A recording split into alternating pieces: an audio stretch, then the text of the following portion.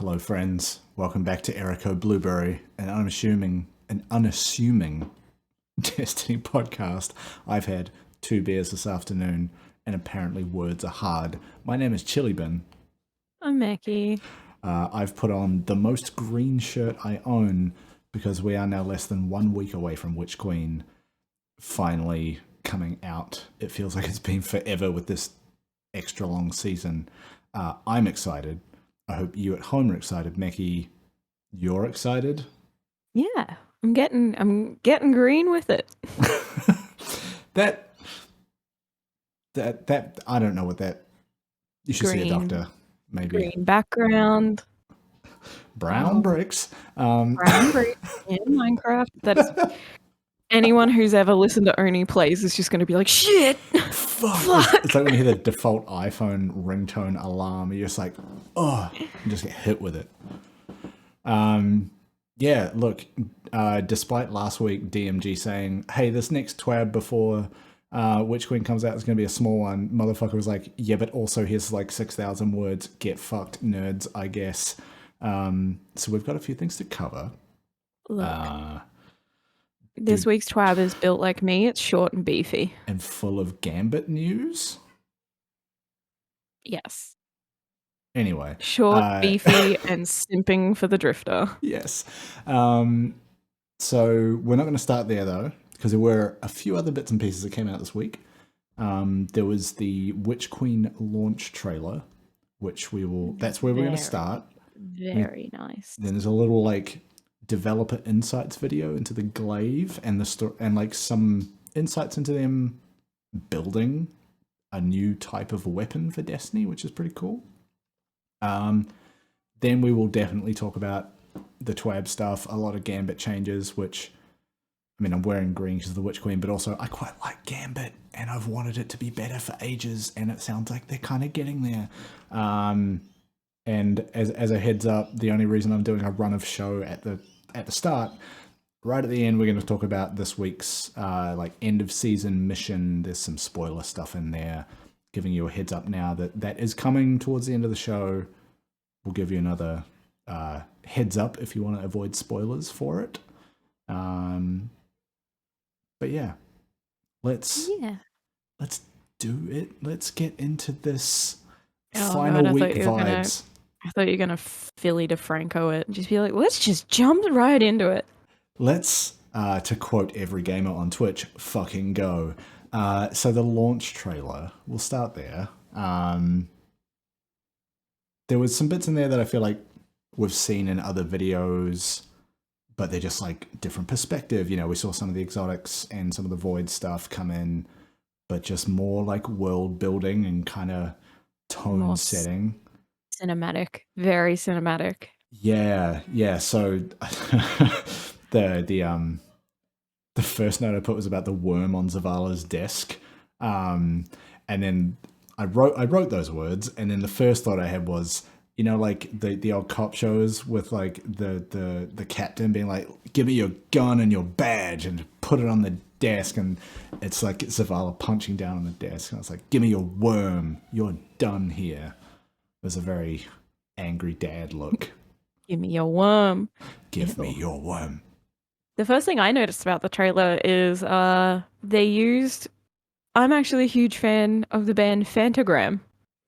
Yes, I'm familiar with them. So they did like almost a remixed kind of version. They shuffled it around a little bit of Cruel World. And as soon as I heard the opening like couple of keys and then her voice, I was like, what the fuck? Because like Fantagram are relatively obscure, so I really love that they're kind of pulling from more obscure corners of like the internet to pick trailer soundtracks. Yeah, they're a band that like I've heard before, not anywhere enough to have like picked it out. But for a moment, cast your mind back to the Beyond Light launch trailer with that fucking like orchestral remix of Paint It Black by Sebastian Bohm. Holy shit, that was tight.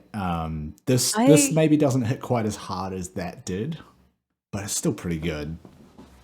Yeah, I had another one of those, like, I know this, like, I didn't know who it was, but I was like, I feel like I know this not artist, but like composer. Yeah, that's it. Because I'd heard his like techno kind of dark remix of Sweet Dreams and Blue Monday. Okay. So he takes a lot of those like kind of 80s tracks and turns them into a cinematic track, and it's a little bit like to pull from one of my favorite artists. He's a little bit like Woodkid, where you hear his music in a bunch of trailers, but you're not really sure who it. Like a lot of people don't know the musician by name, but they've done a lot, especially within the space of like trailer soundtracks. Yeah. So like I was kind of expecting something else like that for their cinematic trailers, because they do tend to pull from like remixes of pre-existing songs for their trailers. So for them to like just pick a song and kind of shuffle it around and give it almost like a darker, like the song already is pretty gritty and dark, but like they made it darker, which I really appreciate. Like if I could have that version, like the trailer version, that'd be but that was the first thing I noticed. I was like, fuck, I know this song. It's a very obscure band. Yeah. And speaking of it being like kind of, you know, cinematic and dynamic, there's this one shot. It's like a tracking shot of this Guardian moving through, beating up a bunch of Scorn. The theory / my instinct seems to be it's the new raid. It's inside the pyramid. The Scorn are the main enemy for the raid. But it's just like the camera is basically tracking this Guardian as it moves around where the camera's positioned, just nailing shit with void abilities. And it's just the tightest fucking shot. It's just there was bing bong, bing bong, bing, just done. There were a few shots that I actually like had to like scrub back and I watched again because I was like, fuck, this is so nice. I think I'm getting my horror movie energy. Yeah. Because there's a scene where they're going through what looks like hive caves and it's just heavy breathing and darkness. Like that typical horror movie with like the building violins and drums. And I was like, yes, this is what I wanted. And the sound design in this trailer is crazy. Like there's all these there's like these audio effects of like it's just like this crazy sound, and there's like these shots in the trailer where there's like a couple of Guardians and they're firing guns off in a pitch black room, and the guns are lighting the scene up as they're going off. And the thrall. Oh God.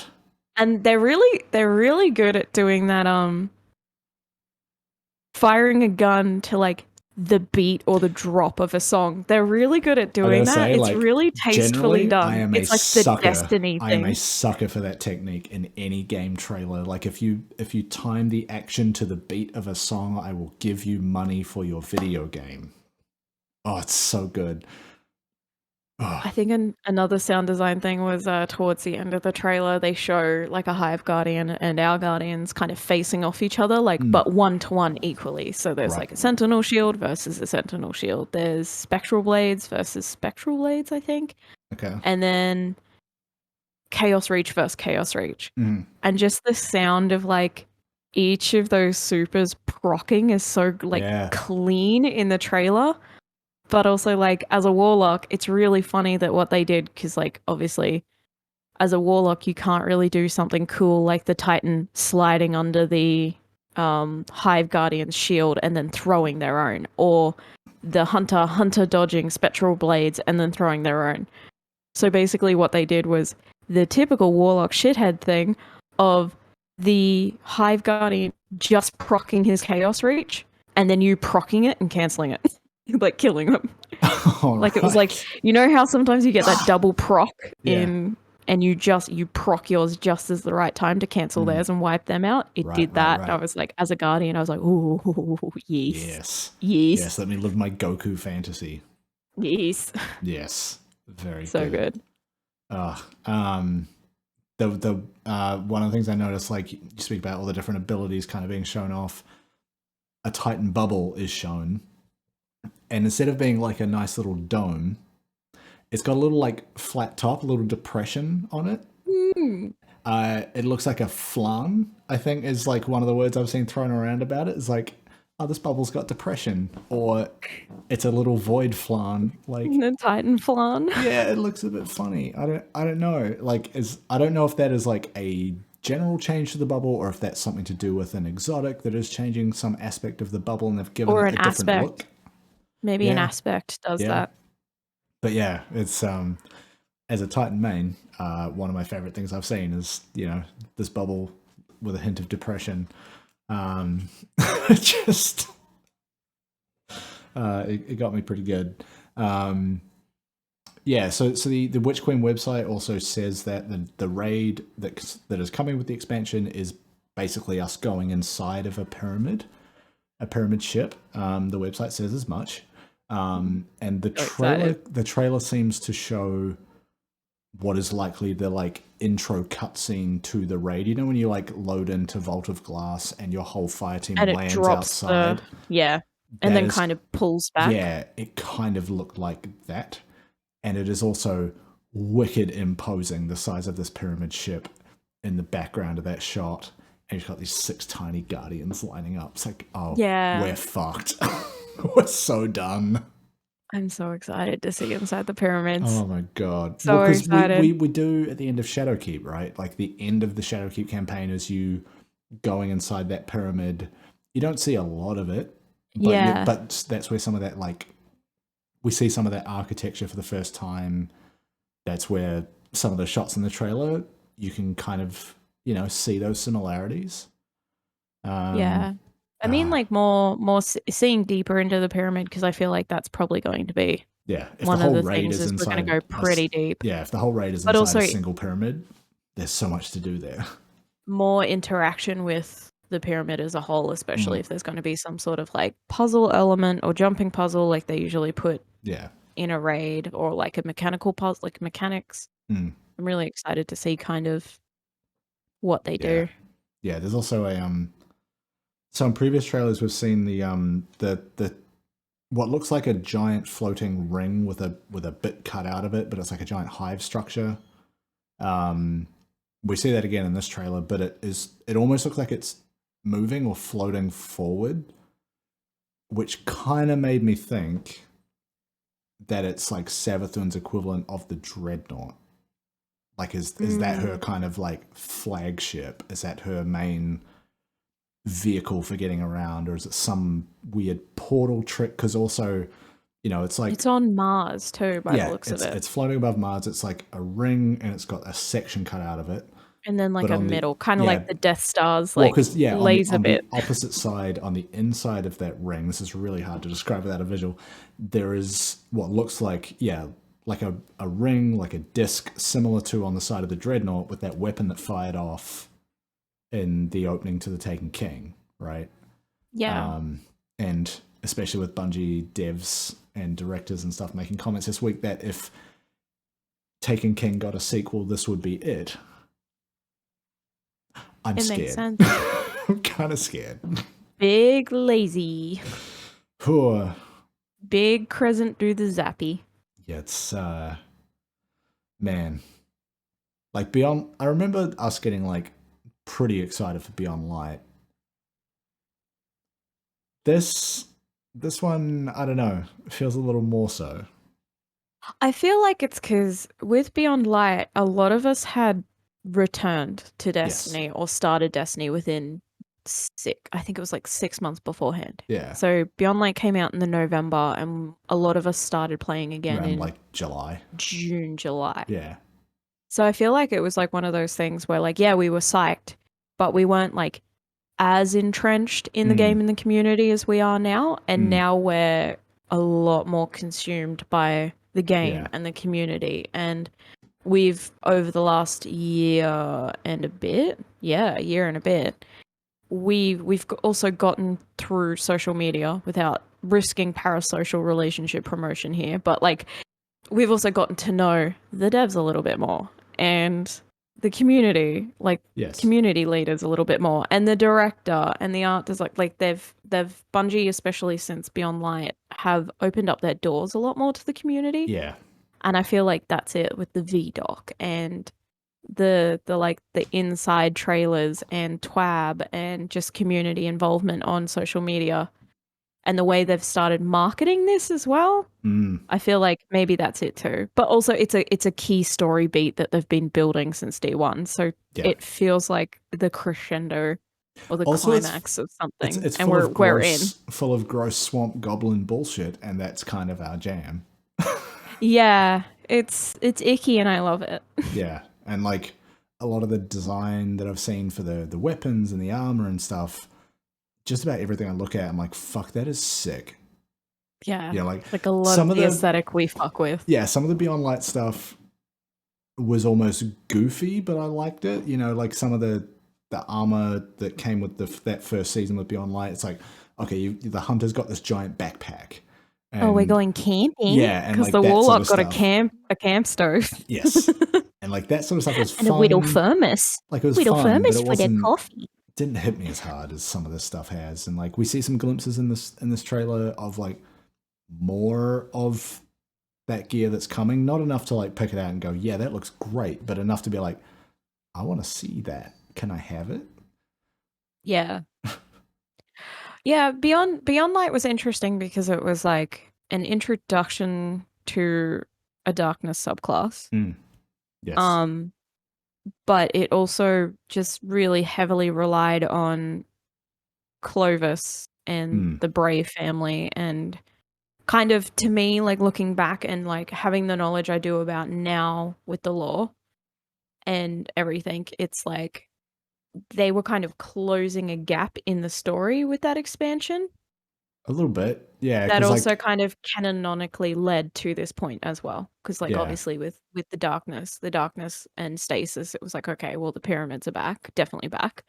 They're definitely a looming threat now, rather than just something in kind of like, even though they were a bunch in Taken King and Shadowkeep, it was like they were kind of like a peripheral kind of looming Yeah, like presence in the back of your head. You never saw them.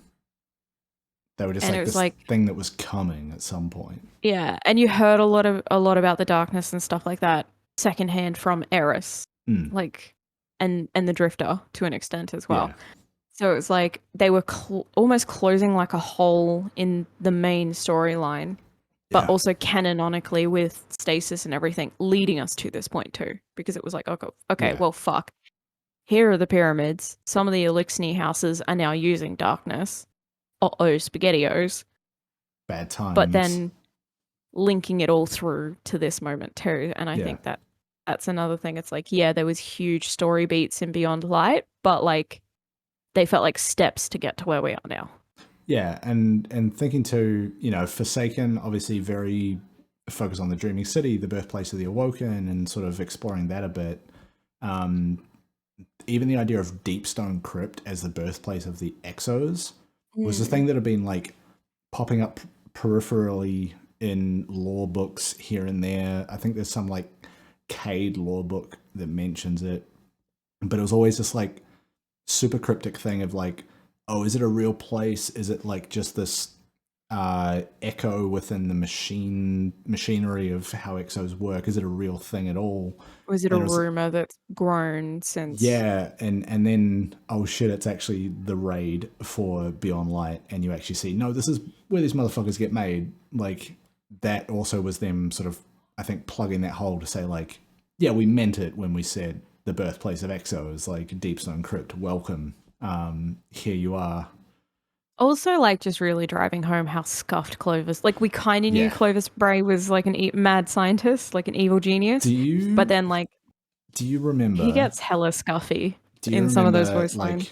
You know, we got that raid done first week, and then it's like, go do the lament quest, and then that moment when you realized that Clovis is Banshee, and a bunch of us were like, yo, what? I think if I remember correctly, what happened was you guys got to do that, but I hadn't had time to do it yet. So you guys got me to jump into the VC while I was doing it, and I'm pretty certain all you guys I'm pretty certain all you guys heard was just, yo, what the fuck? when it got revealed. Because I love Banshee. Yeah. I like his voice. Yeah, there were 43 of them before the one we know. Who's a space cowboy. Yeah. But yeah, like... Yeah. It makes sense, kind of, like I said, canonically, because we got to hear and really drive home and experience where the Awoken come from. We know where humans come from, though. We found out where the Awoken come from, so it only makes sense to kind of play fair and be like, oh, well, here's the Exos, kind of backstory and origin as well too. Yeah. Not fun, super gross, inhumane, some might say. Shout out to my boy Micah 10. Who would have guessed that exos spend their life screaming? Yeah, we have to their make brain wants them to breathe, and they can't because they're robots, so it causes them to freak out. We have to teach the robots how to shit so that they don't internally die. We had to give them lungs, otherwise they freak the fuck out. The human brain wants to eat shit and fornicate. And if we don't let them do that, then the machine breaks. Yeah, that lore bulk in those sentences. Like, oh. Exos literally ripping their own brains out of their heads because they can't breathe and it's making them panic. Yeah. Man, if I want more stuff. That isn't some of the best fucking sci-fi storytelling. I want some more uncomfortable, scuffed kind of revelations in Witch Queen too. Yes. And I think we're gonna get them. Yeah. Judging on what they've revealed and what they've said, I'm like, oh, we're getting uncomfy, which is what I want. Yeah, the thing I guess to kind of wrap up the launch trailer bit, the thing that I'm worried, nervous, anxious about is how many shots they've included of what I can only assume is Fundament and Worm Gods. And so many wormies. Do we have to go to the Hive homeworld to make this, to like kill this thing? Like, is it just cutscenes? Like, is it just lore building? Like, what is happening? Is it something Savathun's built in her own mind? Yeah, is it just an aspect of the throne world? Like, because I think you sent a you sent a screenshot of the worm gods in the ocean. Yeah, which is one of the opening, kind of coming out over the ocean. Yeah, and that shot was in this trailer again. One of the opening shots for the trailer. And it's like, is that Fundament? Or is that somewhere else? There's another shot earlier in the trailer, which is that same island, but like a bit tighter of a zoom on it. I don't know. But your caption was just, where else do those worm gods live? Yeah, your caption was just, this is fucked. And then I said, yucky. It is fucked. Yucky.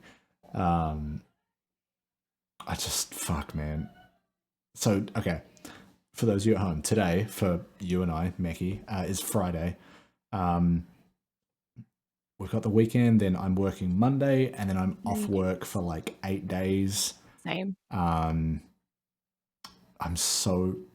at the point now where that Monday is going to be rough. Tuesday, I think I'm just going to play Destiny until the servers go down. I'm so ready for this. Holy shit.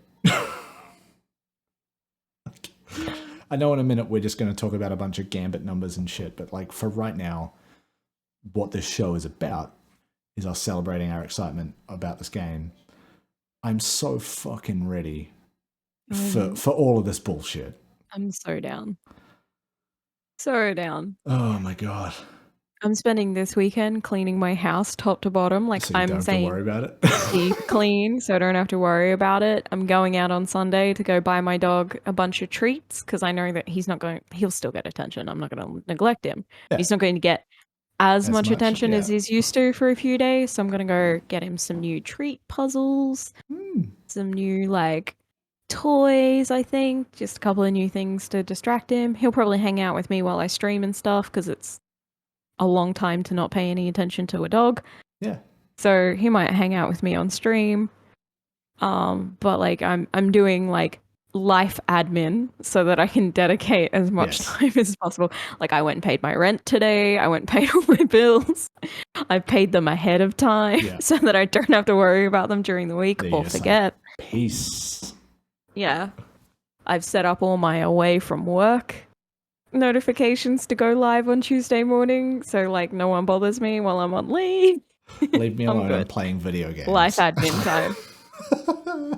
I've put my Twitch link in my away from work. Oh damn! All right.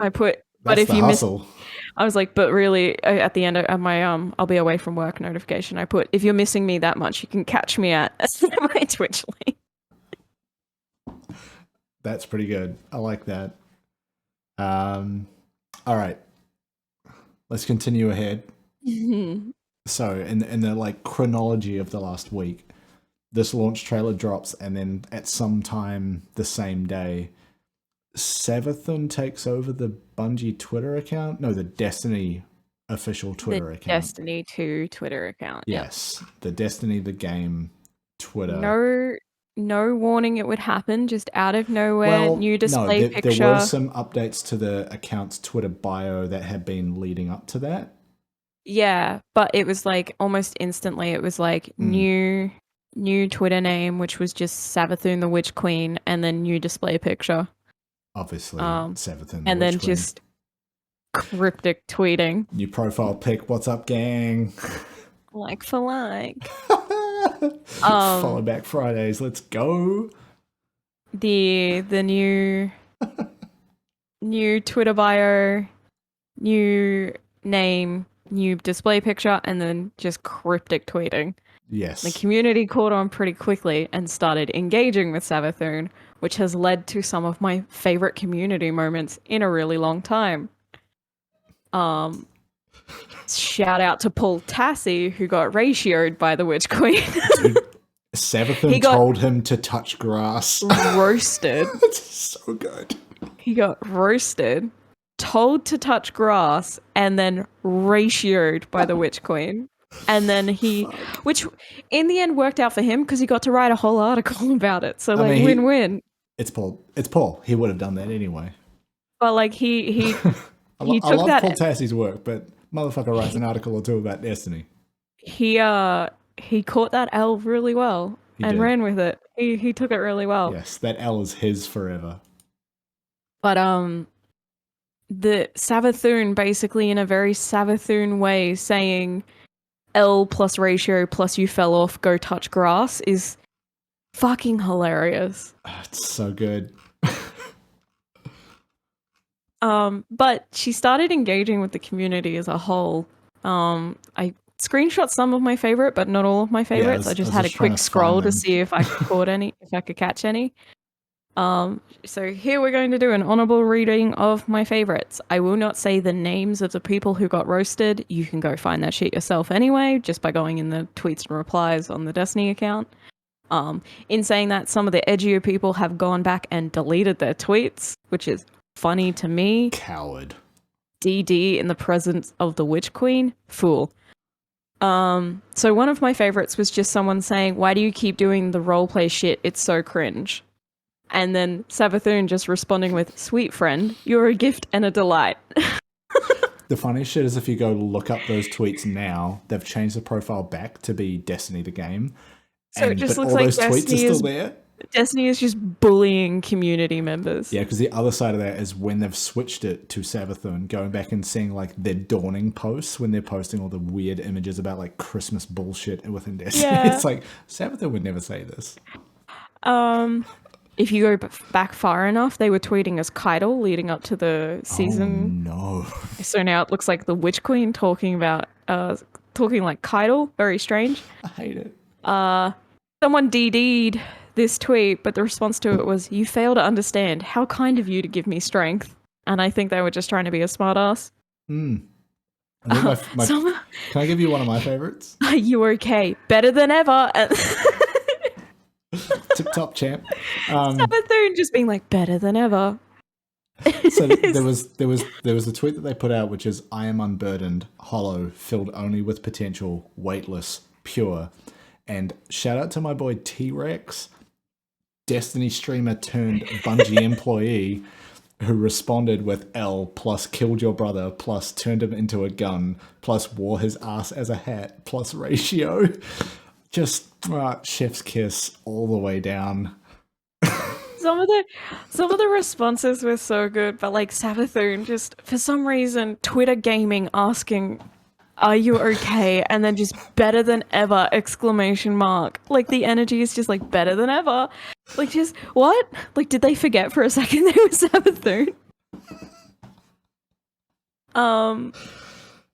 Like some social media employee at Bungie's like got it hooked up on their phone. It's like, "Are you okay?" They didn't even think. They just replied like, "I'm better than ever. What's up?" Someone's like, "Guys, Savathun takeover." They're like, "Shit." Forgot about but there was also some like hinty, and someone else picked this up in our group. there was some like worm subtweeting. Like she was subtweeting her worm a little bit, but then also like Yes. some tasty little like lore tidbits in there too. So someone said, did the celebrant really kill Sagira or was it of your own doing? And Sav responded with, that sweet spark. Osiris's mind screamed her name when I stepped over her broken shell. Oof. Another person who, ironically, his Twitter handle, he wasn't roasting, so I'll read it because also his tweet was hilarious. His name is Witch King. Great. And his tweet was, I protect you, Mummy Sabathoon. None shall hurt you. And she responded with, I work so hard to rid myself of my worm. I am not looking for a replacement. That's pretty good.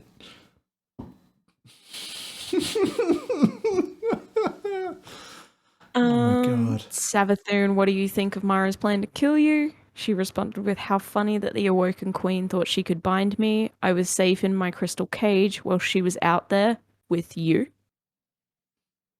Uh-oh. Who's the bigger evil? I don't know what's happening. She tweeted, there is pain, but I welcome it. It has been so long since I've learned something, which I mean is just like bars. Yeah. I feel Bars. that. Yeah, exactly. Like growth. I need to hurt so I know more. Go on. Sabathoon is tweeting about accountability and growth in like a very Sabathoon kind of way. Go off, queen. Off. Ratio plus you fell off plus Sabathoon. Someone replied with, have you truly learned anything or are you just chasing your brother's shadow? And she responded with, many have sought to understand me. They failed and I grew stronger. I'm scared. Amazing. I'm scared. Amazing. But great marketing. I was vibing. Some of the shit she tweeted, I was just like, did I just get a new life motto? Is this my new morning mantra? My positive affirmation for the day? Unburdened, pure. I am unburdened. Hollow. Yeah. Pure. So good. And I think like after they like switched it back to the Destiny proper account, it was like, look, we've found no evidence of infiltration. And I was like, that's good. That's really good. Yeah. No unauthorized broadcast or something like that. It's a very Destiny way of being like, okay, the moment has come and gone. Leave it behind. Time to continue. Yes, it's very good. There are now dogs and ping pong going off and fucking dogs playing ping pong, dog pong. Ew. I don't think they're that good, and it's just the one dog. So you don't know. I've seen Airbud. Dogs are good at sports. Anyway, Airbud is good at sport, one at a time. All 11 Airbuds that it took to film that movie. Anyway. Oh no. Don't look up the stats of what it took to film Milo and Otis. I'm not going to. I'm just sad. I love Disney.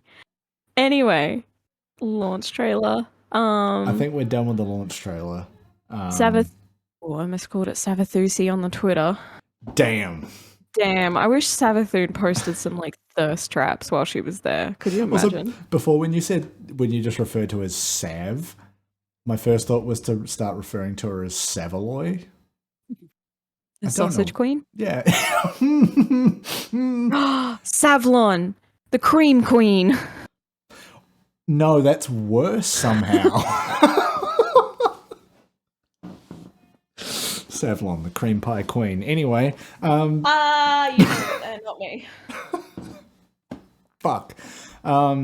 Anyway. So the next thing to come out, I think, in it's pointy stick time. It is. I don't have a lot to note here because there wasn't a lot of new information, but there was a developer insight video. Oh my god, go watch it because there's so many amazing personalities in that. Really good. I love it. It's a developer insight video into sort of the story behind them building the glaive, the first new weapon archetype in Destiny since the bow. So welcome to medieval weaponry with Destiny. We went bow into polearm. Next up is the flail, I guess. A flail would be so dope. But also this season they brought back claymores as well, so big swords. They did, yes. Okay, so yeah, flail or mace would be the next one. What about Anyway. bolos? Like the things you throw around and it like entangles people and trips them over. Yeah, okay. That's dumb. I want it now. I feel like hunters Trip your homies. Hunters already have that, surely. In some Trip way. your homies. Anyway, onto glaives. Glaive time.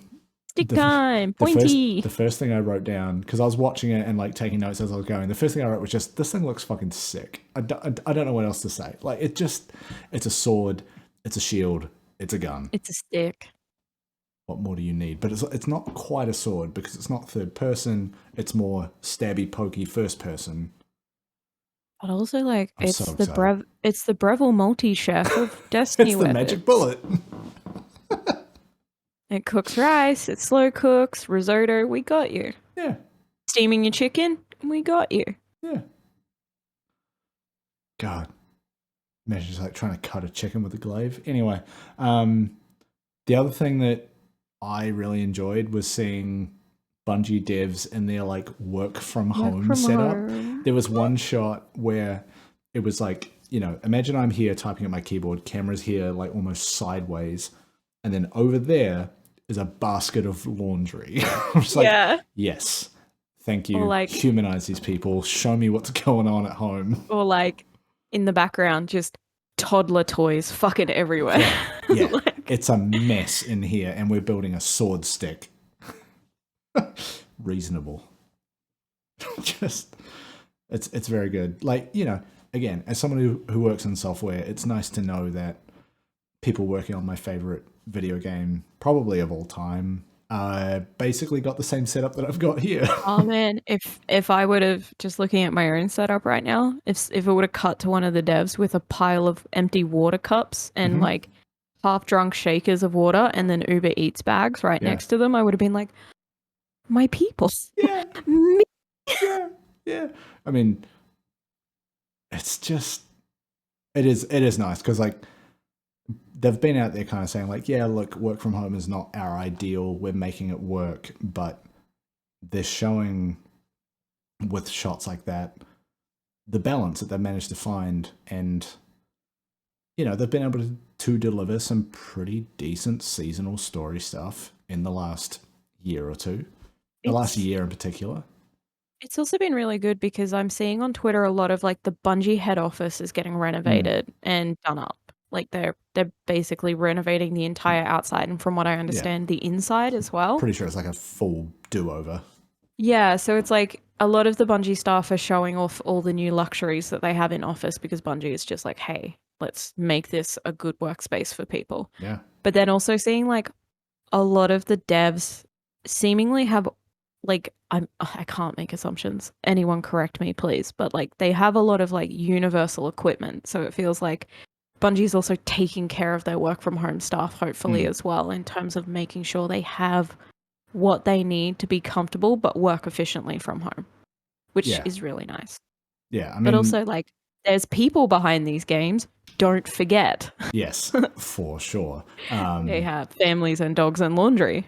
Yes. I mean, look, depending on what role each person at Bungie is in, then work from home needs are going to be different. Like completely different. If you're in like business, admin, HR, finance, you could probably make do with a laptop, right? You're not going to need the Wacom tablet. No, you're not going to need like you're not going to need the standing desk as much. The PC with the heavy graphics card for doing renders, you're not going to need that.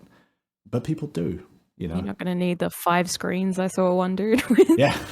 Plus laptop. I was like, fuck yeah, dude. Look, as someone who works from home and has combined a personal and a work setup, some of that stuff is probably not provided by Bungie, but they've just managed to like pull all of their bullshit together. You know, I've got the standing desk, I've got 2 monitors, keyboard, mouse. The only things actually provided by my workplace are the laptop and the dock to hook the laptop up to everything else I have. That's it. So it's somewhere in the middle, but it is nice to see that and go like, oh, working in game dev is actually not that far away from where I am. Yeah. Which is kind of fun to realize that. But yeah, it's People. yes. I have to just quote this line because I heard it and it rattled around in my brain for a good couple of minutes after. You're not really playtesting if nobody is being an insufferable little trash goblin. I was like, that's us. That's what we do. We're trash goblins. Hello, Bungie. If you have remote work going in Australia, like I'll test your shit. Let's go.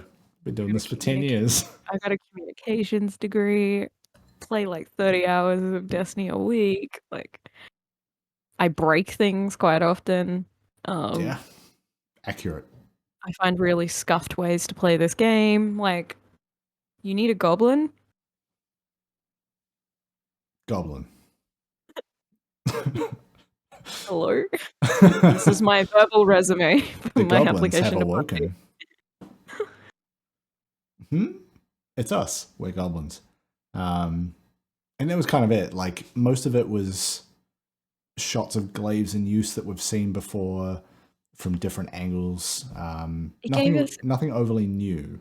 It was like a taste of what goes into developing a whole new weapon class or a whole new weapon. It's like we've gotten little bits of like when they talk about maybe an exotic they've been working on, but it was really nice to see kind of the, once again, using that word again, got to remind some people, the human element that goes in behind these monumental changes to a game, like these big changes. There's, it's not just a switch that Joe flicks and what glaives in the game. Hi guys. Let's go. Beep. Stabby. It's like there's they were talking 6 months to a year is how long it's taken them to actually work this out. And it's just like, it's really refreshing. And I think we discussed this in the VDoc maybe a little bit in passing. It is just really refreshing to see the passion. Passion. Behind that's a very obscure Noel Miller reference. It's a very obscure TMG reference. Passion. But like it's just, and I don't know, I get giddy and like excited and I get like butterflies when I see devs and people who are working on this game get like genuinely animated and lit up, and their face lights up when they talk about what they've been working on and how excited they are for the community to experience this thing. And it's like, yeah, okay, you designed maybe a button on the side of the glaive, but like, homie, I'm so psyched that your shit is now it's out there. It's going to be out there. Yeah, it's like people are going to be one of the so excited. Like purest forms of joy is seeing someone have the space to talk openly about the thing that excites them the most. And that is what we're seeing in a lot of these videos, is people going like, yeah, this one screen is basically what I worked on for the last 6 months. I think it fucking whips, and I'm glad people are excited about it. Yeah. And then here's a bunch of extra information that I can't put anywhere else about it. It's just on Twitter. I was going to say, and we're seeing it a lot on Twitter, which we've said, it's like someone being like, I did that noise. I made that noise. Yeah. Like, it's super exciting. And it's like, I really enjoyed too in these VDocs and then also this like behind the scenes insight video that like they're also talking a lot about the team and being a team, and not just within the company but with the community as well. They talk about how the community feeds into this team environment and it's a symbiotic relationship, which is really what it should be. But like it's like, yeah, I did this huge part of the trailer, but like how fucking sick is the sound effect that Homie did over it? Like that kind of energy. Like, yeah, my scene in the trailer wouldn't be anywhere as good if it wasn't for Old Mate and sound design who helped me out. Like, you know what I mean? The idea of someone just being like, yo, check out Old Mate's work. This like everyone at Bungie talked like bartenders. Yeah, but specifically Australian bartenders. Yeah, the fucking the glaive, the reload sound. If you want to know about this beer, go chat to Old Mate down the end of the bar. He's pretty good at beers. Like, yeah, that would be great. Oh, I'd love that. A whole Bungie trailer Australia like that. Team when? Oh, gimme. But yeah, it's just, I don't know. I'm excited for this launch because I'm having a really big, wholesome moments leading up to it. Yeah, it's I mean, the last, like, it was actually the same coming into Beyond Light. We had an extended season going into it. a bunch of people that we know kind of burnt out on that last like month or so. We started like playing Minecraft as a group and just kind of like fucking Yeah. around. I'll be honest, the last 2 weeks I've taken a fairly sizable break from Destiny because Yeah. I was worried I was gonna burn out or get frustrated with the game, and I Yeah. didn't wanna go into Witch Queen with that, like, burnt out feeling. Yeah. And we're kind of And it's been going, really good. we're going through that again of like, a couple of people in the group are like having little breaks away with friends and going like, camping and stuff. And then they're still checking into the server and being like, yo, have you seen this in this fucking video? It's like, homie, you are like in remote Victoria somewhere in a tent. Do anything else. And they're like, no, I'm actually so psyched to get back and like play Destiny and hang out with friends and like do the day before the expansion, sitting in Destiny, if there's an end of season event or not, sitting in there and just like hanging out until the servers disappear, and then I don't know, playing Magic the Gathering or something, and just like spending that day before just hanging out, and then the next day getting up at like fucking 6 a.m. to get in a server queue and just kind of spend all day together again. Yeah. Shit. I'm so ready. I'm so down for like queued up, cameras on, like we did for Beyond Light, and just us eating breakfast together. But just like sitting here like, I'm so fucking tired and I've got a liter of coffee. Yeah, that was pretty much the energy for Beyond Light. We were queued up and it kept babooning us, and Destiny's 2 servers unavailable, so we all ended up just turning our cameras on. Yeah. We're all sitting there in hoodies, drinking coffee, eating breakfast. Yeah. And then I think we threw some Brian David Gilbert videos on and some my brother and me, just like stuff to like just get us going. The time, honestly. Yeah.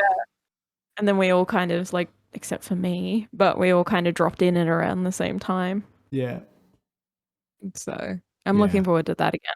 Yeah, it's that thing of like, the us as a group, the panini, the great global panini, kind of brought us all together in a weird way and almost forced us to, because we weren't allowed to leave the house. And we found this thing to connect over, and then we did Beyond Light, and that kind of strengthened that. And now we're at this point, like a full year later, still in the grips of it, and we've got another expansion coming out, and we're choosing to do it again. Yeah, it's not so much like we can't go anywhere, we might as well. A few of us have taken time off work. A few of us are like, moving things around so that we can just like spend that time and hang out. And we're actually like planning ahead for the day one raid, and yeah, it feels like a really positive shift from we're doing this because we might as well, and it feels positive to no, we want to do this again. Like, we really enjoyed it. Let's go again. Yeah, and it's like, I'm not gonna lie, like this will provide some context for the people listening to kind of us as a friend group. Part of me was very much worried because it was like the world was starting to open back up. Everyone was able to start going back to their jobs. Everyone was able to start traveling again. And like there was that, me being in an entirely different state from most of the clan. Pretty much, other than a couple of other members who are in other countries, it was like, in terms of like the people who come through the Destiny rotation regularly, who are online regularly, there was a part of me that was worried that interest would start to drop off. But I also think Witch Queen came at a really opportune time where it was like we were all starting to do our own things out of server and like going to, not parties because it's still not entirely safe, but like work events or catching up for beers or going back to work because we have members who are retail and hospitality. Yeah. But I think it came at that time where it was like things kind of started to drop off, and then Witch Queen kind of picked up that interest again. But we were still playing other games. Yeah. But like for me, being in another state, I was just like, oh, I have no one to hang out. Yeah. Fuck. All my friends are in Victoria, which is a really sad thing to admit, but like I'm also not ashamed of it. Yes. But it's a thing of it's the double-edged sword, right? Of like, it's made me realize the people that I value the most and wanting to put more effort into those friendships, but also I saw a really good tweet, I think, today, which was like, what we've lost is the like adjacent friendships, the kind of people that you only see at barbecues that your friend is hosting, and you see them maybe once or twice a year, and like you have a good time when you chat to them, but that's all it is, right? That is kind of lost at the moment, and it takes work to get that back. But as far as like our group and the way we approach Destiny as a group goes, it to me feels like, when you're a kid and you're going to school, a lot of your friends are based on proximity, right? Your friends just because you're around each other all the time. Maybe you live near each other, something like that. And then as you get older, it becomes more about the people you choose to be around.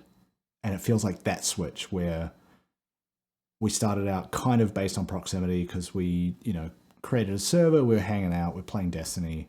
Also kind of all started as work friends too, when you think about it. Because we all went through a certain convention, level of employment. Yeah. And then it was a thing of like, we're all at home, we might as well. And then it moved to, actually, no, we want to now. It's not just this necessity or proximity. We've got fucking nothing else to do. Yeah, it's a thing that we want to do, to the point where like a couple of us hang out in person, and then as we're saying goodbye, we'll be like, cool, you want to play Destiny later? It's like, it's at that point where it's like, that's the thing we would actually rather do. Yeah, than a few see you other in the things. server. Yeah. So yeah, Witch Queen is just gonna be more of that. And I feel like too, just on that note, quickly before we move on, it's like, I feel like as we're saying this, there are going to be people who listen to this who have a parallel storyline with their fire team or their Discord server, whatever they play. There are going to be people who have that parallel storyline where they're like, we all started playing a game together, or we were all in a similar server, or we were all in a similar clan even, and just a bunch of us were the right kind of, in our case, a bunch of us were the right kind of scuffed, or cursed, as I say. We were all being scuffed little shitheads in another server. Our motivations were aligned. Yeah. We were all being scuffed little weirdos in another server, and it just organically moved into a separate server. We needed a clubhouse. We needed a place to go be scuffed. Yeah. And I feel like a lot of people are going to have that same story. They're going to relate to that, especially with Destiny. They're going to be like, look, Destiny was comfort for a lot of us for a while. During the pandemic, it was that comfort zone. It was that bonding. Yeah. Thing that a lot of people bonded over. So. Yeah. And then it just became a thing we did, and we do. It's what we do. Sometimes it'd be like that.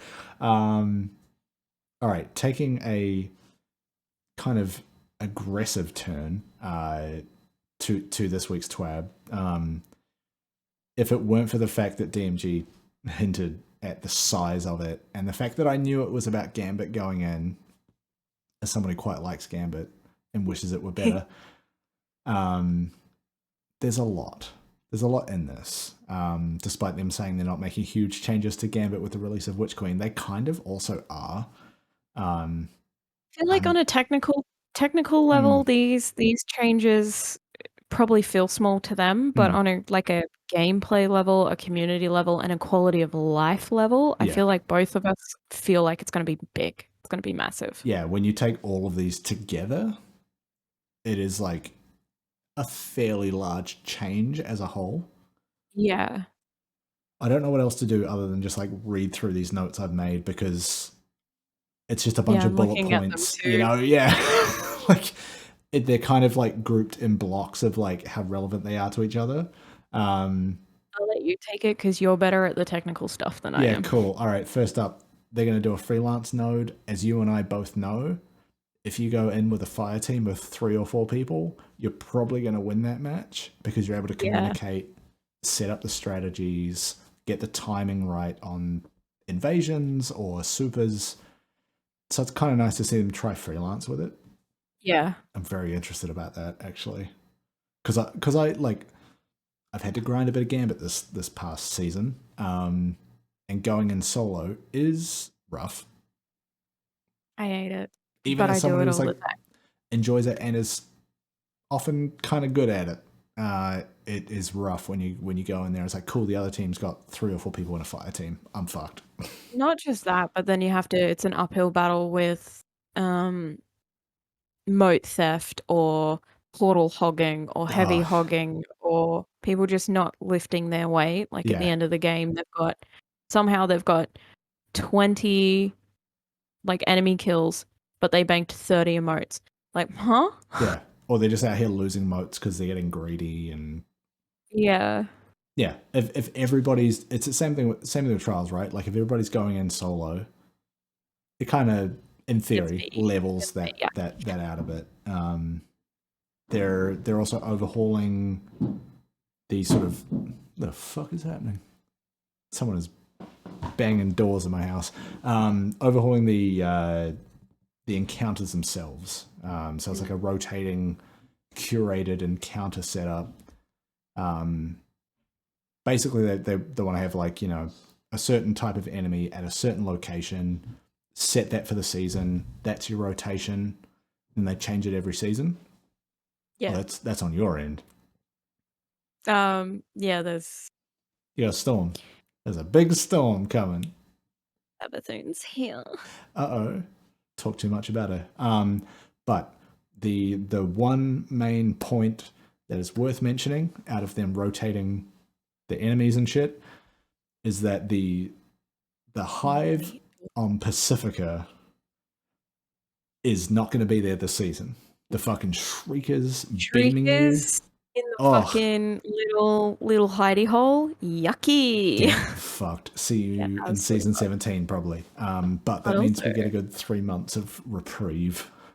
Speaking about things not being there anymore. No more meatball. No more meatball. I put that right at the end of these notes in all caps. The meatball is gone.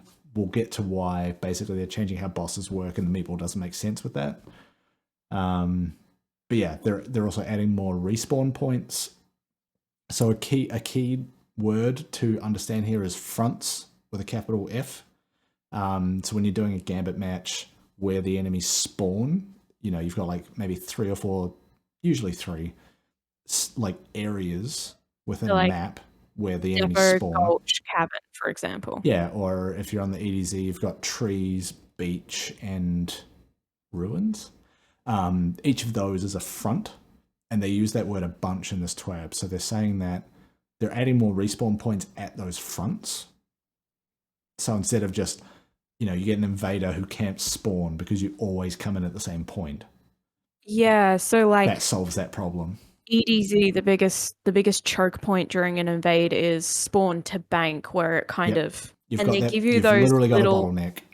or you've got that bit on the left-hand side where you can go up into some building ruins and come out a window, and then on the left-hand side you can kind of jump over some trees onto a ledge, like a fallen and then tree branch or something. yeah, so you do get the issue of invaders camping that with things like galley or ascendancy or sleeper, which is also just rocket launchers in general. I mean, or even like a chaos if you know reach they're or all a going to be Nova there, why wouldn't you?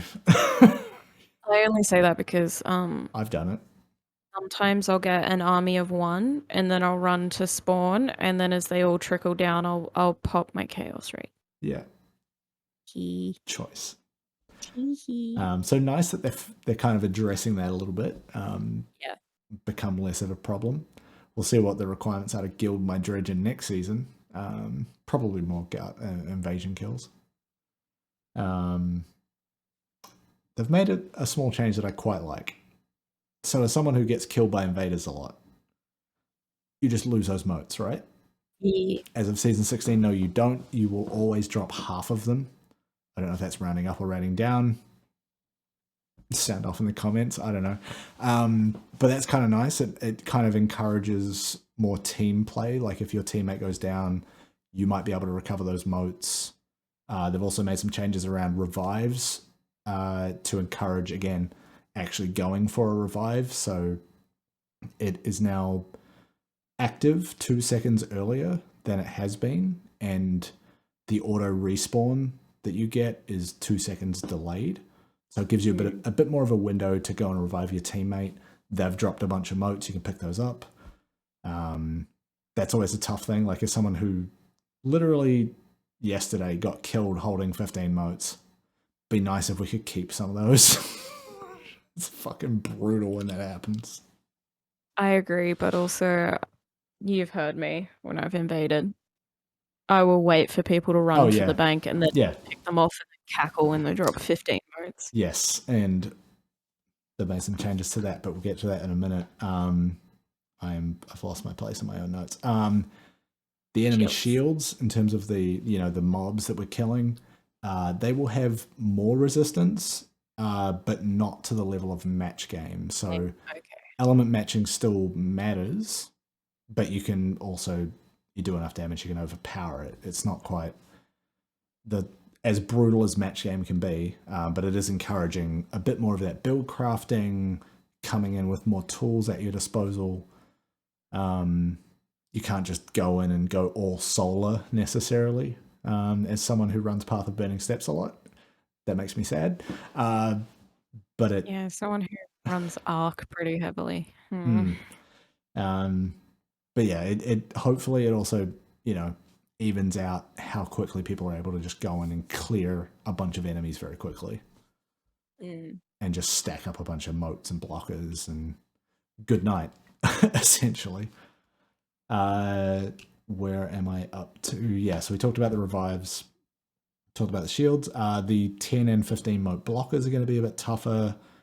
Not by much, but enough that you'll think twice about just rushing them, it sounds like.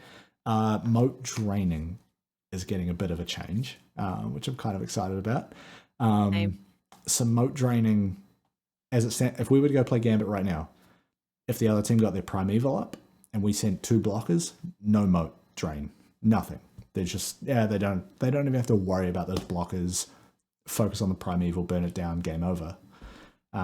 Instead, mote draining will still happen when the other team has their Primeval, which is choice. And mote draining gets paused if someone is near the bank and trying to, engage and clear those blockers. It's actively engaging with the blockers. Yeah, which just quickly is great, because how often have you had in a entirely like a solo queue? How often have you had your bank entirely drained because no one is engaging with the blockers? Yeah. Or you're the only one engaging with the blockers and it's just not enough because they've piled 4 medium, because they've been stacking. They've piled 4 medium to large blockers on top of you at once. Yeah. The latter is what I do. Like, if I've just deposited and I'm on my way out to kill enemies and get more motes, if I hear a blocker come in, I will turn around and go work on that. Yeah, I'll pivot. Or if I've got something long distance that can dink a blocker while I'm working on ads, let's say I'm working on ads on depot, but I can hear a blocker down at bank, I will use or galley or ascendancy to clear that blocker as best as I can while I try to work on gathering motes up in depot, just so I can deposit on my way through.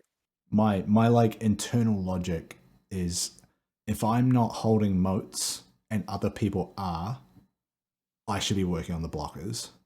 I should be helping them out.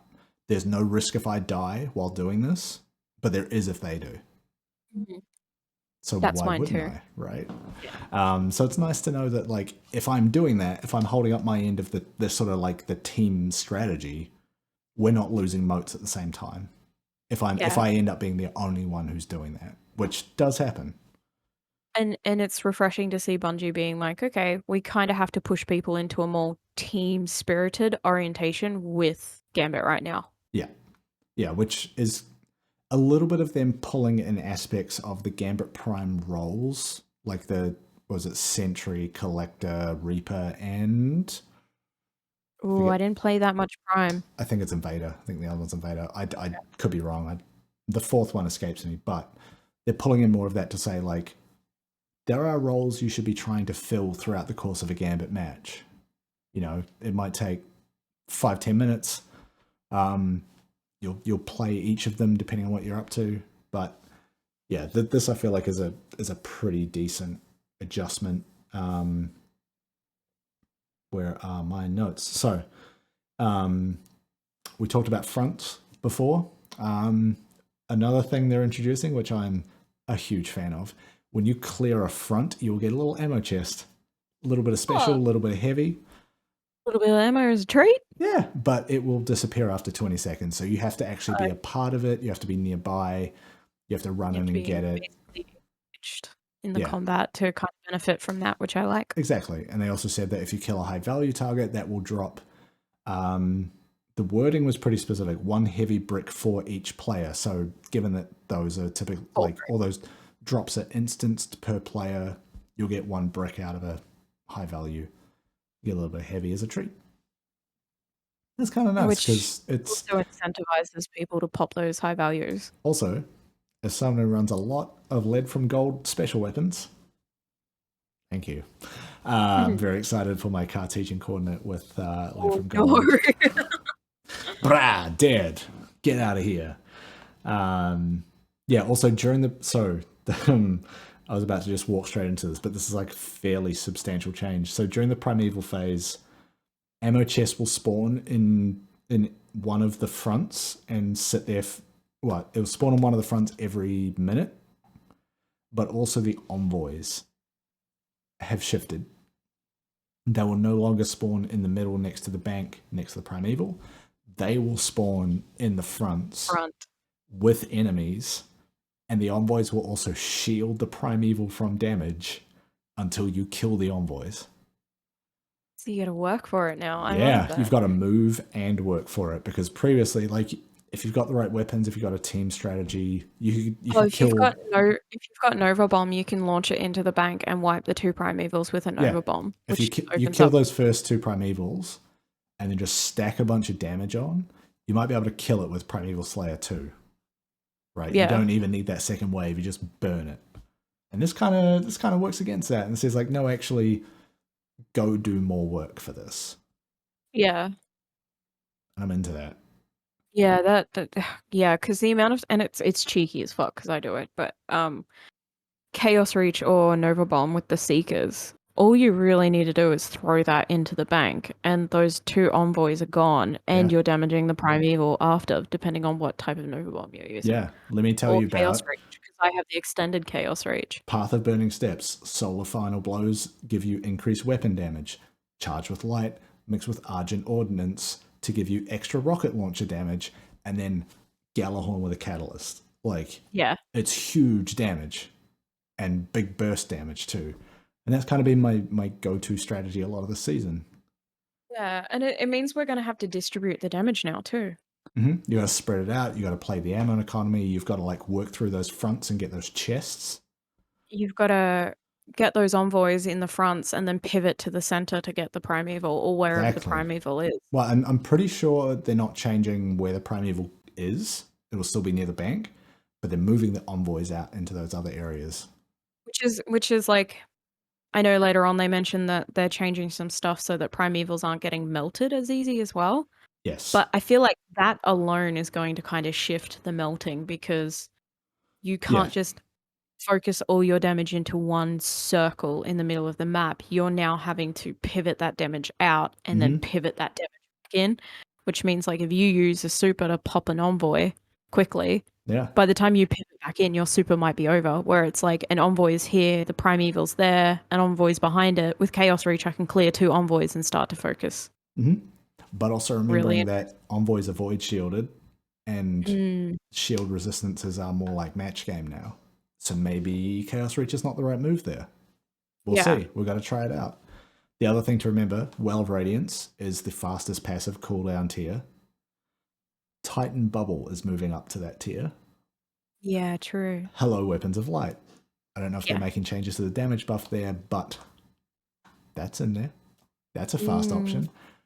Maybe that works a bit more here. We'll see. It's going to make us think about team balancing a lot more. Exactly. Or like, if you're planning to play freelance, I'll use my correct New Zealand accent, freelance Gambit.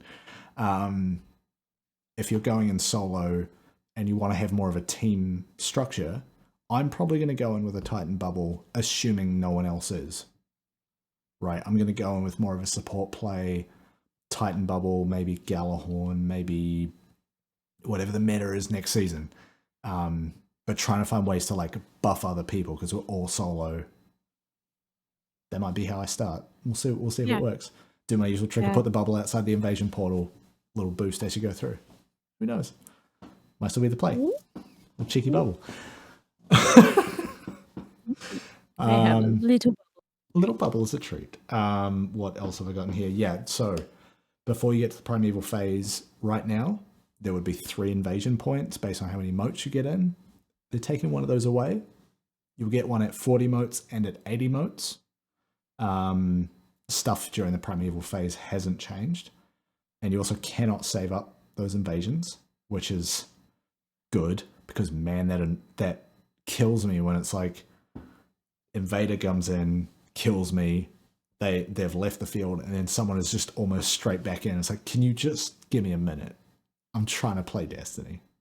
Go away. Yeah. So it's kind of nice. They're, keeping invaders as a like catch-up mechanic, or like a good invader should be able to really turn a match around, but also not making it the super OP thing where it's like, yeah, you've got Eyes of Tomorrow, you've got Galahorn, you'll just get an army of one, next question. Yeah. Which is good that they're shifting that balance. They're also, like, they mentioned in there the what is it, power level is disabled in terms of like, if you've got a bigger power level, you're going to kill people more easily. That has been disabled since Beyond Light. They're just like reiterating it, which was kind of funny to say, like, it doesn't matter. It's like running regular Control Crucible. Like, depends on the matchup, depends on the skills. Yeah, that's very true. Yeah. So you mentioned before about like targeting down on Guardians holding 15 motes if you're invading. Surprise, you won't be able to. Invaders won't be able to see your mote count. And I'm not sure exactly how this is going to work, but they said something about if you're aiming down sights, the nameplate for the other Guardians will disappear. Yeah, specifically like when that happens during a zoom or whatever, who knows? Amazing. So everything I use to bully whole ass people, damn it. Well, they said like, the invader's ability to see enemies through walls and shit is not going to change. But it's like if you're trying to target one specific person on the other team, you'll be able to see them if you're not aiming down sights. But as soon as you aim down sights, you lose that. So maybe just run Galahorn, find them, zoom in, track them dead. Yeah. Because, like, I'm about to expose myself. Yeah, go on. So if I invade and I see someone has 15, I will bully them. I will prioritize them. But also at the same time, I do a pretty normal tactic, which is I just look for whoever's making a run for the bank, because usually people will panic deposit when they've got something worth depositing when an invader's in. So I can still do that. Yeah. But the name is a really good way to kind of pinpoint where people are hiding, especially in maps like EDZ, where you're just like, oh, you're hiding amongst the trees. Where are you? Yeah. Or when they go underneath the bank, I'm like, I can still see you. Find you. I'm a rat boy. I love the tunnels. One of my favorites is if I notice someone from the other team is invading often. If I invade, guess who I'm seeking out? It's that motherfucker that killed me twice already. I'm petty as fuck. I do the same thing. I'm like, oh boy. Yeah. But then it usually ends up in 2 people bullying each other, which I also love. It's a lot of fun. I have fun. The funniest thing was when I think it was like you, me, and maybe one other person from the clan were playing Gambit, and then the other team was like 3 other people from our clan friends that were like fire teamed up and doing some other shit. And then one of them kept invading, and we were just like bullying them every time they came over. I believe that, man. So I good. believe it. I took a lot of fun doing that, man. Too. And then we got on the server and just like sent them a message like, "That's invade, dickhead," or something like that. One of our fire team members was definitely messaging him, being like, "Meckii is shitting on you right now. How does it feel?" Let's get through these last Gambit changes. They changed the reward system similar to Trials. So you'll have focused engrams if there's like, I don't know, a bottom dollar you want to grab or something. I don't know. There are some good Gambit weapons. I'll be honest. Oh yeah. But yeah, I think what that is kind of saying to me is like they're going to try and take all the vendor reward systems in that direction of focusing down to, vendor specific rewards if there's guns that only drop out of Nightfalls or Crucible or whatever. Which is kind of nice. I like it. It's like focusing Umbrals. Not that I've done it in a while, But I like the idea behind that. It's pretty good. I use it for trials quite often because I'm a fan of the Messenger and Yes. Shayo's Wrath. So like I don't mind that system because there are a few. Yes, the hard part there are a there couple is you have to get a trials engram. but I, as someone who actually enjoys a couple of the Gambit weapons, I'm actually excited for this change because I can focus down and try and get a preferred role for those weapons. Yeah, I think I've got a servant leader with snapshot sights and rapid hit that I really like.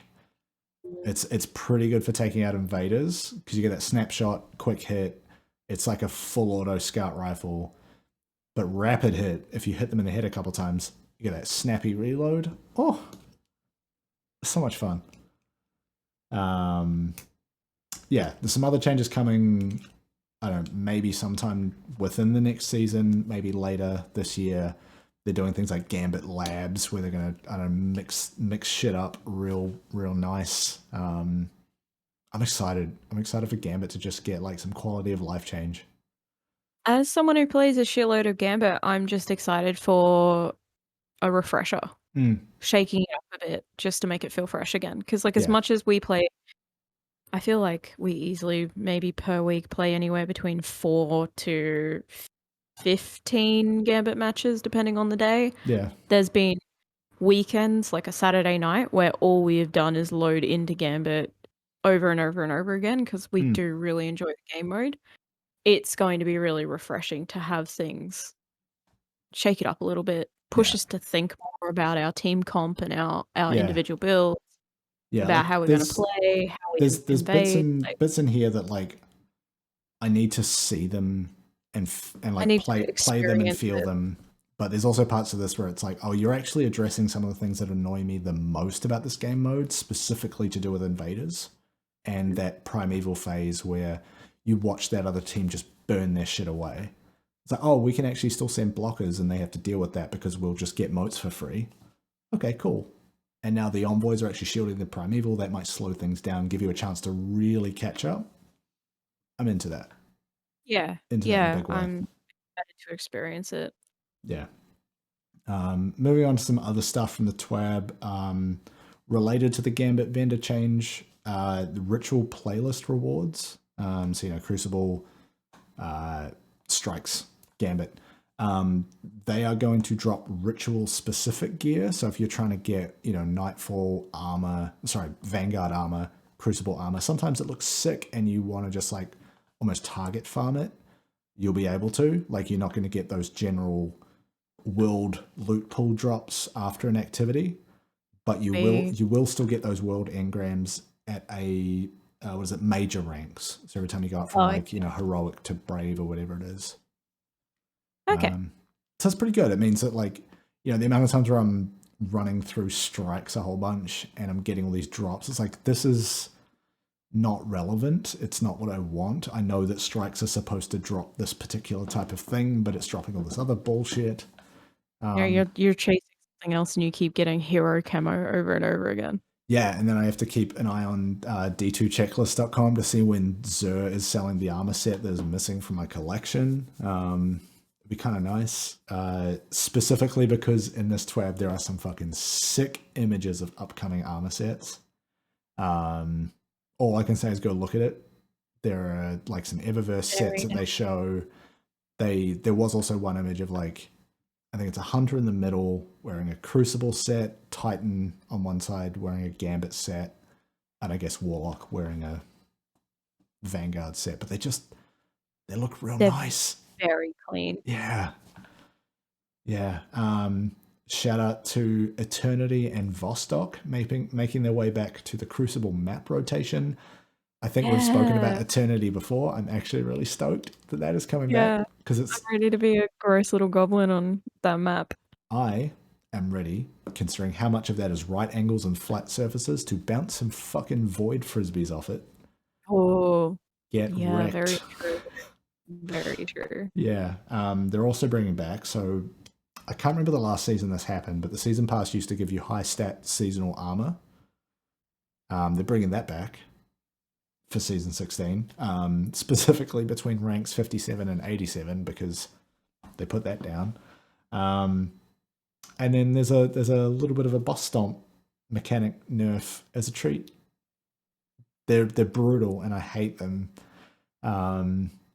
Getting slammed into a wall and immediately dying is never fun. So it's nice that they're like, oh, we're going to take the edge off that. Yeah. That's kind of it from the TWAB. Yeah, I was just looking at it too. Yeah. So in that case, consider this your spoiler warning. We are now going to talk about this week's Exorcism mission. It's a big end of season thingy.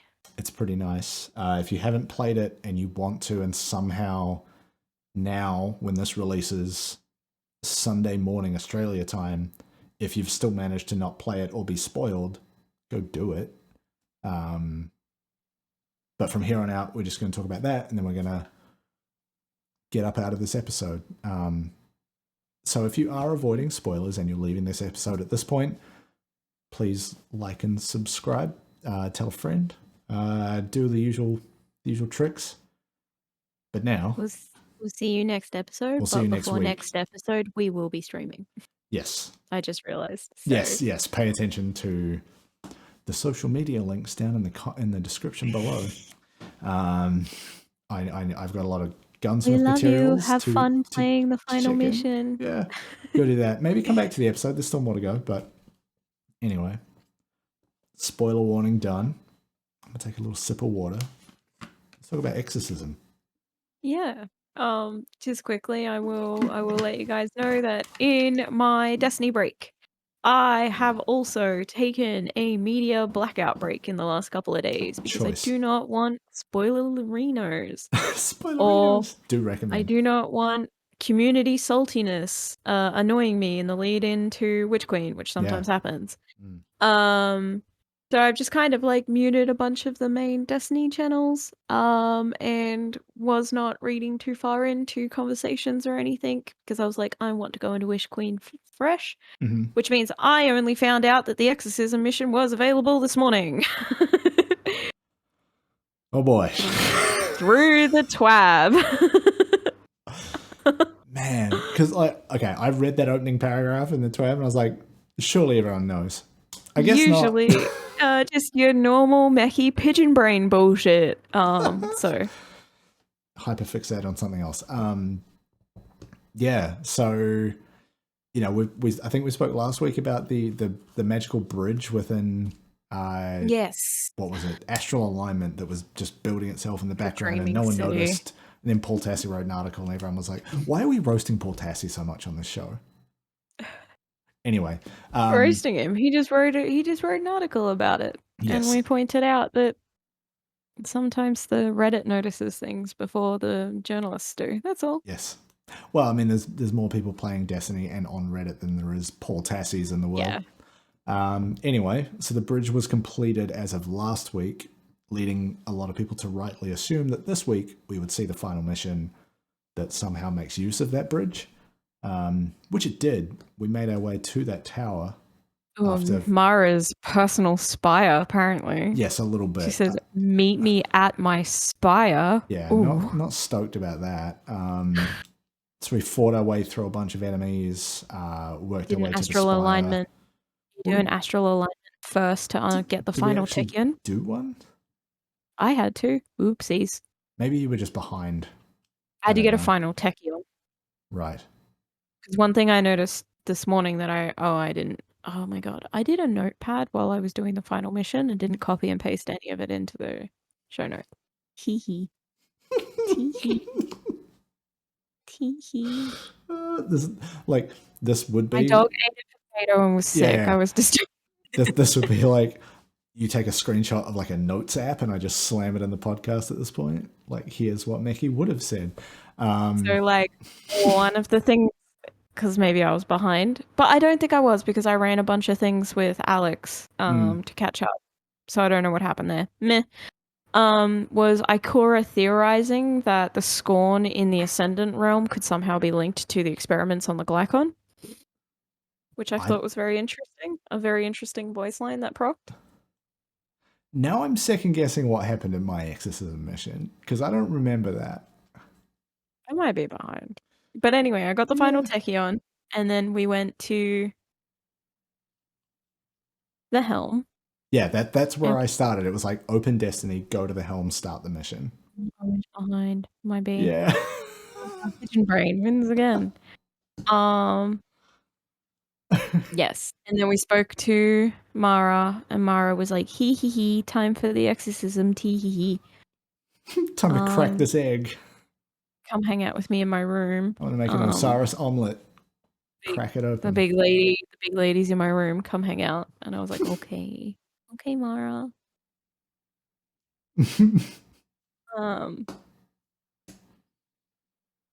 Yes. Yeah, so she and her Techians do a bunch of weird space magic. They crack the crystal open. Surprise, she's not there. It's just Osiris's what appears to be dead body. They later reveal is not dead. Is he sleeping? He's having a big old nap. I'll tell you what. He's had a time. He's to take an Australian-ism, or Kath and Kim-ism. He's had a go of it. He has. He's had a rough go of it. A real rough go. Yeah, they kind of reveal in like some of the voice lines and then the lore book entry that drops after this is all done that Osiris is fine and recovering. That we know of. Not dead, and the Techians have validated that it is him. How they couldn't protect it from happening in the first place, I'll never know. But because they were lost. Savathun is magically left, and then that's when we sort of go to do the bridge thing, right? So you did it today. You should know. So we go talk to Mara. Yes. Mara's like, meet me in my chambers, and I was like, okay, but not like that. That was my headcanon. That was my headcanon. And then you do the bridge. Yes. So you load in, align the beacons, and then go to the center spire, and then you go through the teleporter, and you come out at the bridge, and then you start to get attacked by Xivu Arath's forces. Yes. But the big thing that was weird, big weird thing to me is you look up at the spire, and there's a big green translucent glowy worm god wrapped around it. Yeah, super gross. Worm ghost. Even worse than a normal worm. Ghost worm snake. And then you do basically like a keep beating enemies until you proc a cutscene, and then you go inside, and then the exorcism happens. But then you get attacked by Xivu Arath's forces inside, and Xivu Arath's new champion. I don't remember his name, so I'm gonna call him Brad. Dinky McGinky Kell of the Poo Poo Boys. I'm tired. I'm also a little bit drunk. And then Kell of the Poo Poo Boys. Poo Poo Boys. And then Saint pops a big bubble. Which was fun. I will say, I really enjoyed how during that entire fight that bubble didn't go away because I could just keep running in, reloading, and then just getting that damage boost. So nice. That super bubble. Where he learned that? Where has he been? How'd he do that? But I kept running into the bubble and giving Saint little kisses on the way through. Of course he did. Rip to the people I ran it with. And then Mara do the eye glow thing. Yeah. Techians do electro hands. Then they start floating. Then the crystal breaks. That's when that actually happens. After and then bridge. Like the world's worst fucking Kinder egg. Osiris's sleepy body is the prize within. You never want to open one of those and find a dead man. Whole dead warlock just in your Kinder egg.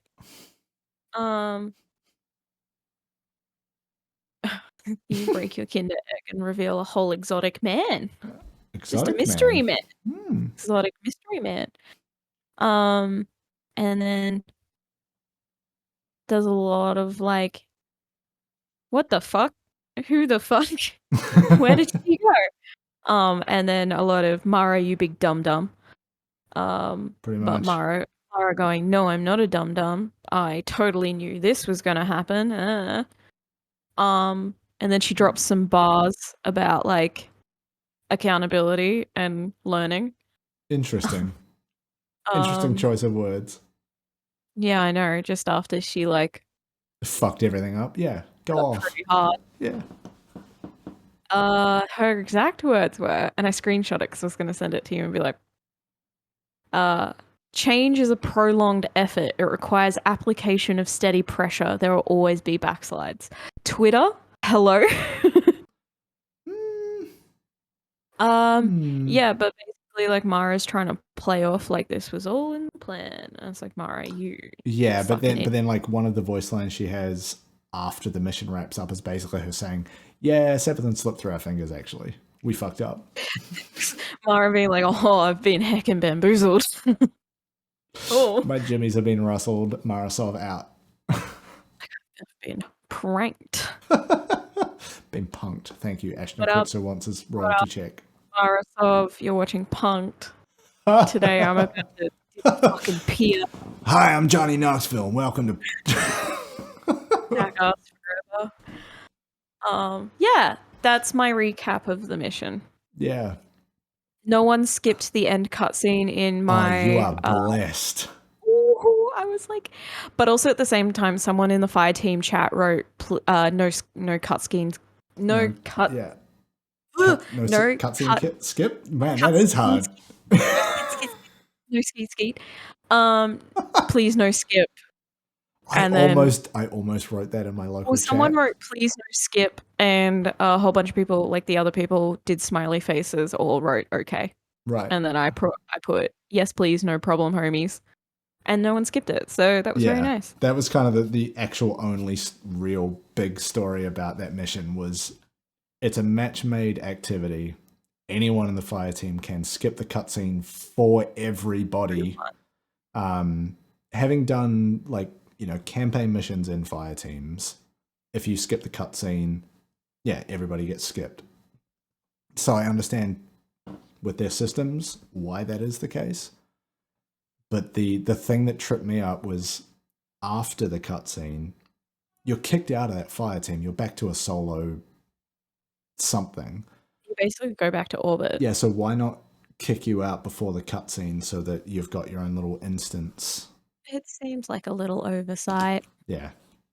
But, you've just got to hope that you're not loading in with someone who's running the cutscene on their third character. Yeah, so I think I got like a third of the way through the cutscene, and it just ended. But I hadn't watched it, I hadn't seen it, so I was sitting there watching it, and I was like, "This is sick. That feels like a weird place to end." And it was like 20, 30 seconds in, and then I went onto YouTube and found a video of it, and it was like 1:40. I was like, you some bitch. Dickhead press the button. Some bitch. Yeah, but like.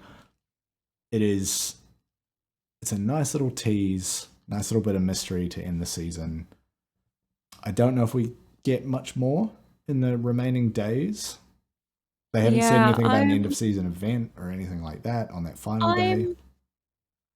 I'm wondering if we're gonna actually get a reset event, because the reset event for Beyond Light was story related because it was the Traveler being reassembled. No, but that was before the server shut off. That is not. That's what I mean. That's not at reset. That's what I'm talking about when I say like end of season event. Sorry. I don't know if we're gonna get a server shut off cutscene or a server shut off event. Yeah. Because like Beyond Light's the server of the server. The servitor? No, the Traveler. Big space wife. Big machine. Reassembling. Never forget when you gaslit me out of believing that. I don't know what you're talking about. I'll bring it up every time. That was like, oh, cool. The Traveler's back together. Uh-oh, darkness time. Yes. And there was all the other shit coming out and all the planets had disappeared. Whereas this was like... No, tiny planets. The crystal broke. Savathun's out. Osiris is almost dead. And everybody fucked up, and now we're scared. I'm wondering if maybe the end of season thing will be Keitel coming back or arriving or something like that. Maybe. Yeah, that's the thing. Like with the trailers that we've seen, I don't know what the load into gap the is they need to fill.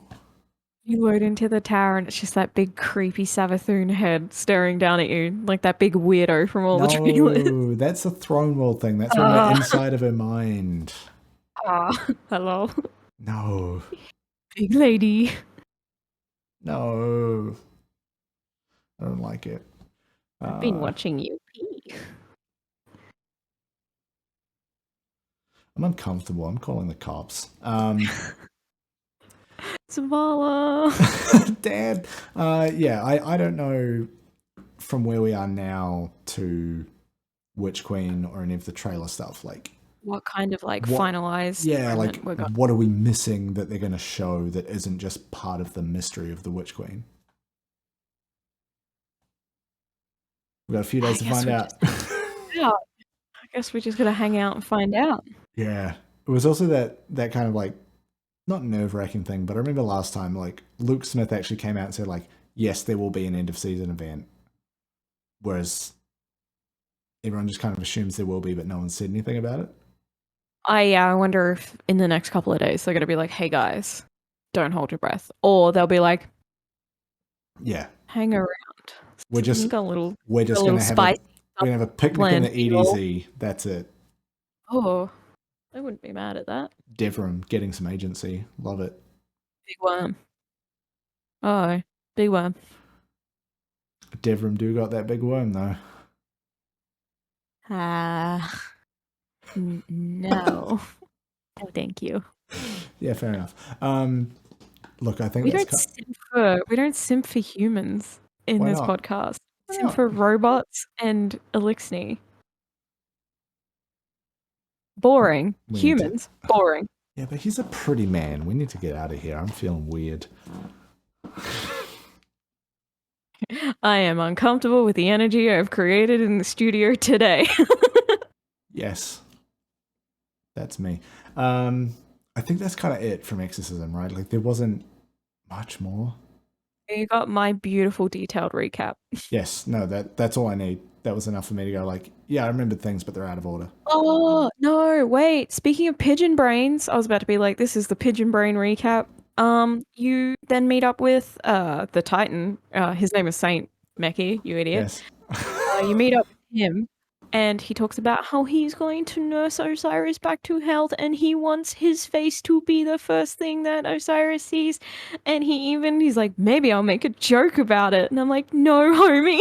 No, don't. He almost died. He's had a big crunchy lady inside of him for God knows how long. Please don't. He's done some shit. Yeah.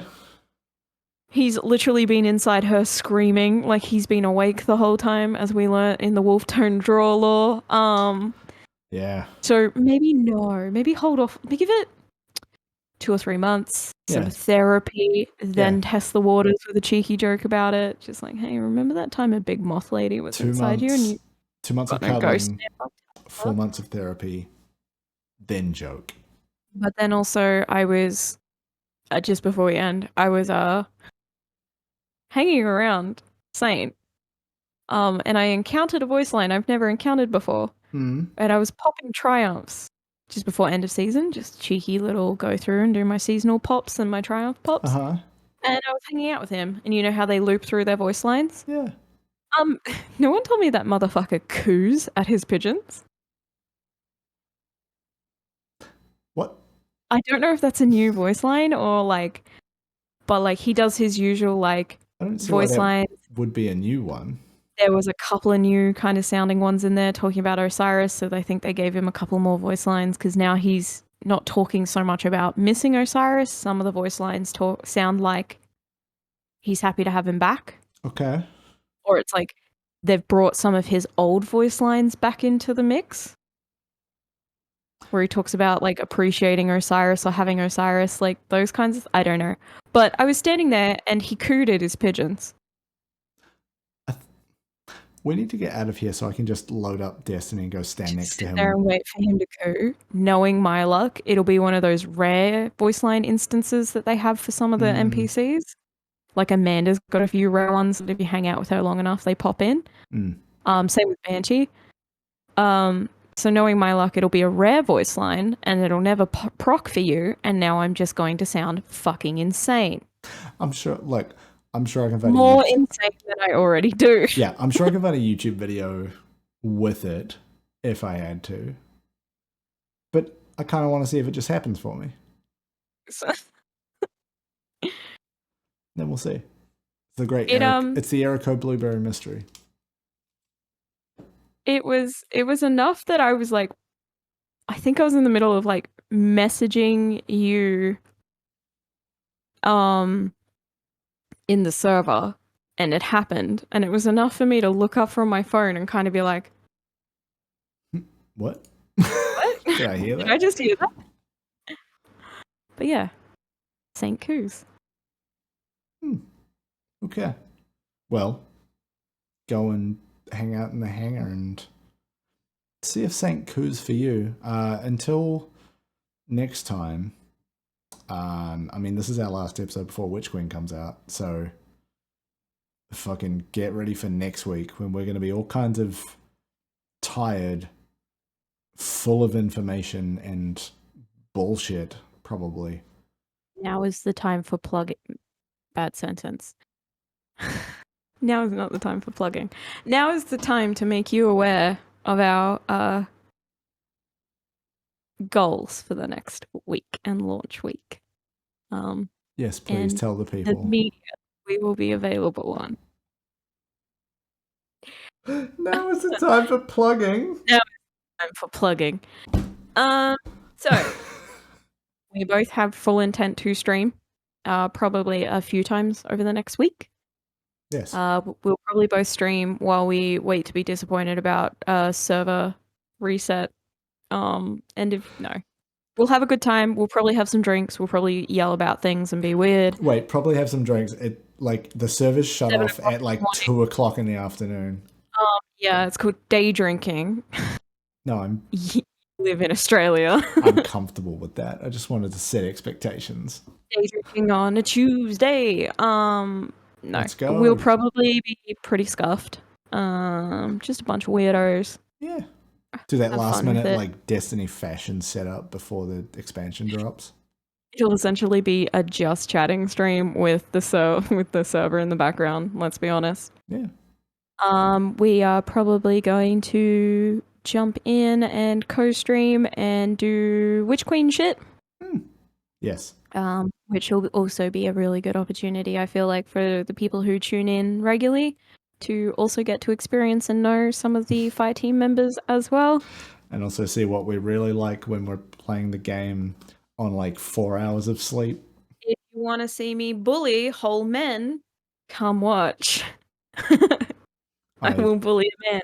I will allow it. E-begging hour. If you donate, I will bully a man of choice. Just let me know who you want me to bully. Please bully.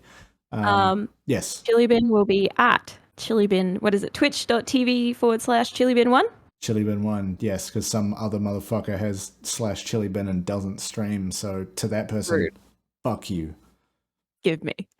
And I will be at twitch.tv/Meckii streams. Meckii is spelled MECKII. All of that's in the description below. There's links. You can just click on them. You can follow, etc. We'll tweet about it too, usually. Yes, and amongst my Wordle scores, I am 10 days away from stopping tweeting about that because, spoiler alert, I'm at a streak of 59. And you know what I'm good for. It's a shitty joke. Keep it alive. That's it. But yeah. Yes. Please tune in. Hang out. We'll be around. Let us know also, like, if you've come from the pod. Because I really want to know. Because I have a lot of Twitch to pod, but not a lot of pod to Twitch. And I'm really curious.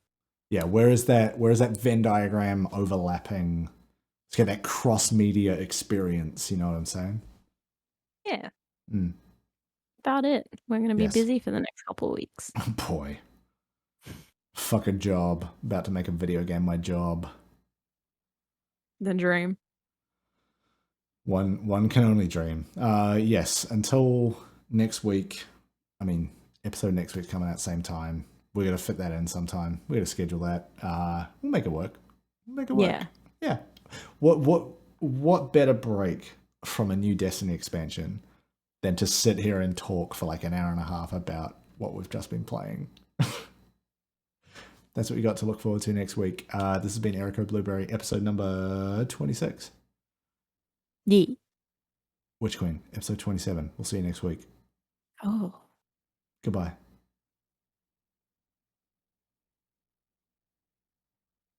Bye.